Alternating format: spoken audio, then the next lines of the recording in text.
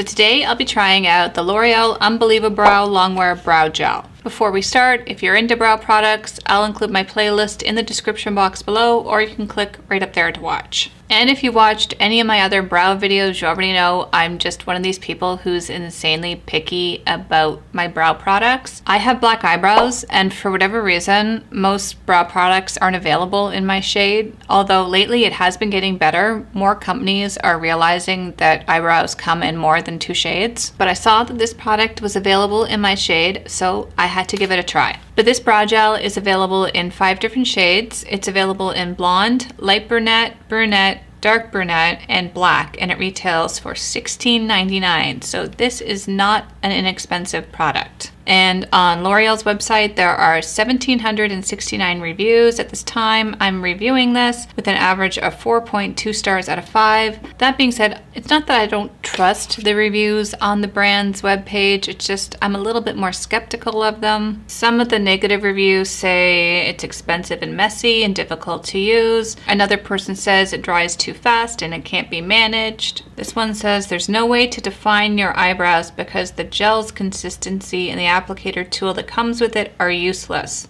This person says the sponge applicator doesn't mimic hair-like strokes, which makes it awkward and makes the application hit or miss.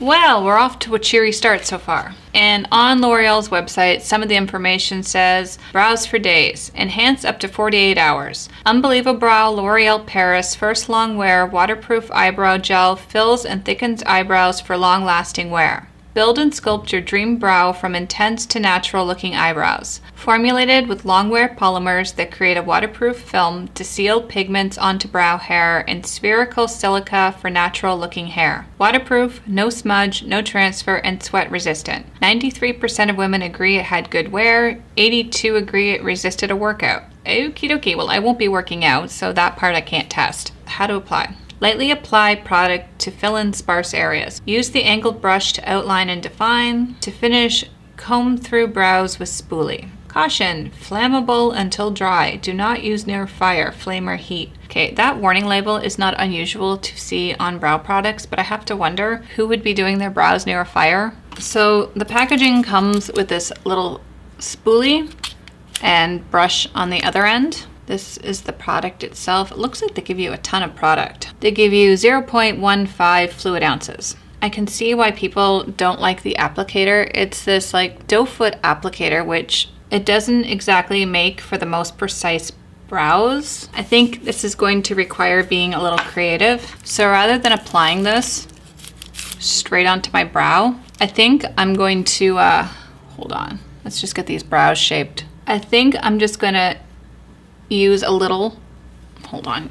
Unfortunately, the applicator blends in with my hair. I think I'm just gonna add a little bit onto the brush and work it through. It might be a little bit more time consuming, but at least I won't be walking around with a brow that looks like I used a Sharpie to fill it in. So I'm just gonna zoom you in a little bit so I can show you how I apply it to one brow, and then I will zoom out and do the other brow.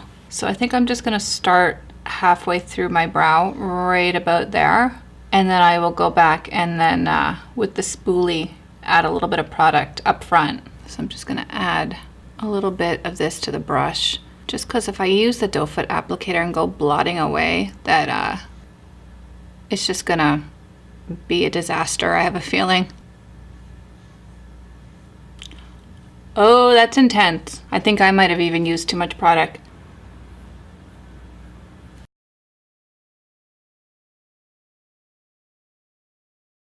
That's the brow, obviously, that's not done, and that's the brow that's done.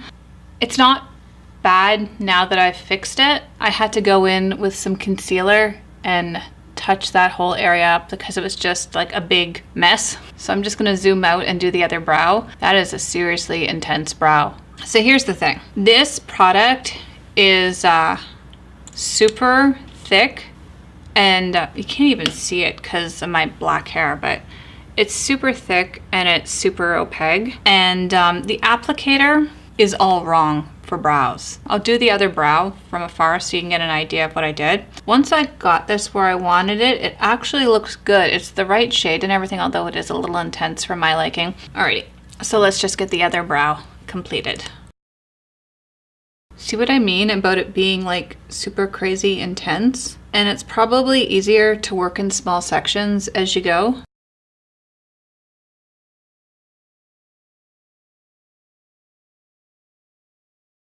Yeah, working in small sections is definitely the best way to go. So put a little bit of product on the brush and work it through. And then if you feel you have too much product on your eyebrow, immediately flip it over with the spoolie and just keep brushing the product through. The intensity is still there, but like that brow there to me seems way darker than the other. No, they're still pretty dark. That is a serious brow product. They definitely weren't messing around. So the color of this is a perfect match for me. It doesn't make my eyebrows look super muddy or anything. As far as how easy this is to apply, if you're a beginner with brows, I don't know. It's definitely a bit temperamental and super expensive for somebody who's just starting out with brow makeup. Doesn't seem to be transferring onto my fingers at all. They are pretty intense. I see a little bit of Grandpa Munster happening, but so far there's no crunch brow thing happening. I can feel product in there, but I can still brush my eyebrows, which I like. So we're gonna call the time at 9:46. So I'll check in with you in 5 hours and I'll let you know how this has been holding up. Calling the time at 4:21. I mean, they look okay. This is what they look like up close.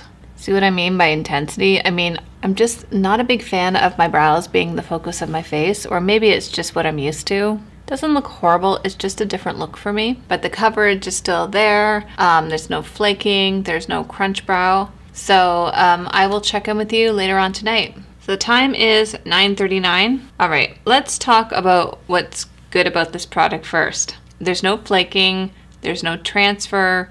Everything is still pretty much the same as it was earlier today. There's no like crunch brow thing happening. If I had to like use a spoolie for whatever reason, I could comb through my brows, no problem.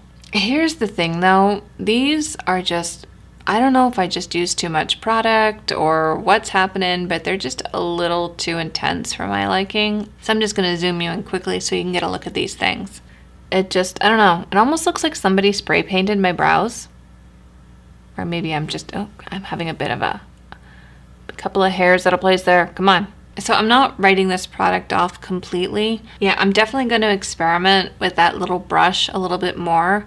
I think I probably had too much product on it in the first place, and that's why my brows are so like crazy black. I honestly think that's the best way to apply this product. I think the doe foot applicator is just ridiculous and completely impractical for applying this product. There was just too much product on the wand, and the doe foot doesn't allow for a really precise application, especially if you like a sharper tail. So I think I covered everything, but if you have any questions, just leave them in the comment section below. I hope you enjoyed this video. If you did, make sure you give it a thumbs up.